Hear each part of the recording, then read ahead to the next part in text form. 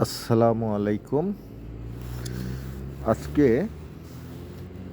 এসেছিলাম যমুনা নদীতে বড়শি দিয়ে মাছ ধরার জন্য। আর ঠিক তাই, বড়শি দিয়ে মাছ ধরার জন্য যমুনা নদীতে পাড়ে বসেছি আমরা। দেখুন কত সুন্দর বোলক ফেলানো, খুব সুন্দর বসার জায়গাগুলো, অনেক সুন্দরভাবে বসে সবাই মাছ ধরছে।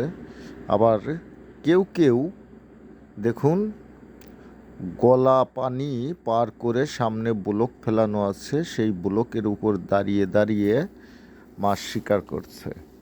করতে করতে সামনে দিয়ে চলে যাচ্ছে একটা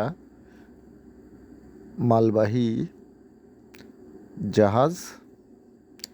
এই জাহাজটি সম্ভবত সার নিয়ে এসেছিল, সেটা খালাস করে এখন চলে যাচ্ছে আবার। দেখুন কত সুন্দর একটা জাহাজ, অনেক সুন্দর। দেখুন অসাধারণ নদীর পরিবেশ, আর পরিবেশ দেখেই তো আমি মুগ্ধ। এত সুন্দর একটা পরিবেশ। আর এই যে দেখুন অনেক লোক, অর্থাৎ এইখানে যারা মাছ মারতে এসেছে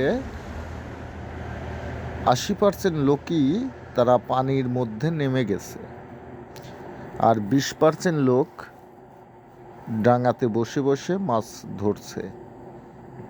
কি আর করব, আমিও আর পানিতে নামলাম না, আমিও কিনারে বসে বড়শি ফেলিয়ে বসে আছি। দেখা যাক সর্বশেষ পর্যন্ত আমি মাছ ধরতে পারি কি না, সেই অপেক্ষায় থাকুন। অবশ্যই মাছ যদি ধরতে পারি আপনাদেরকে দেখাবো। দেখুন কত মানুষ মাছ ধরার জন্য এসেছে।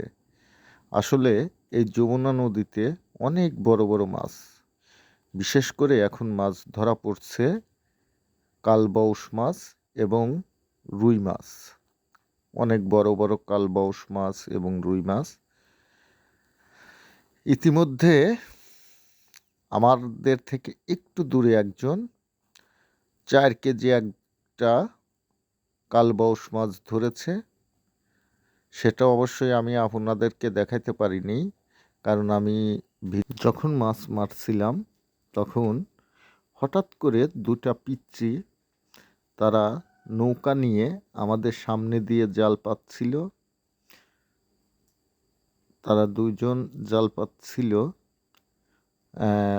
অনেক লোক তাদেরকে একটু রাগারাগি করলো, কিন্তু পিচ্চি দুটা এত বিয়াদবের বিয়াদব যে তারা কারো কোনো কথাই শুনছে না, বরং তাদেরকে আরও উল্টা গালাগালি পারছে। দেখুন পিচ্চি দুটা কত পিচ্চি, অথচ এদের সাহস দেখলে আপনি অবাক হয়ে যাবেন। তো যাই হোক, অনেকক্ষণ তাদের সাথে অনেকেই ঝগড়া করলো, রাগারাগি করলো, তাও তারা শুনলো না। মাঝখান থেকে আমি তাদের জন্য একটু দোয়া করে দিলাম। অনেক সুন্দর একটা দোয়া করেছি তাদের। কি দোয়া করেছি জানেন? বলেছি, আমি তোদের দোয়া করি তোরা সারা জীবন যেন মাছই মেরে খাস।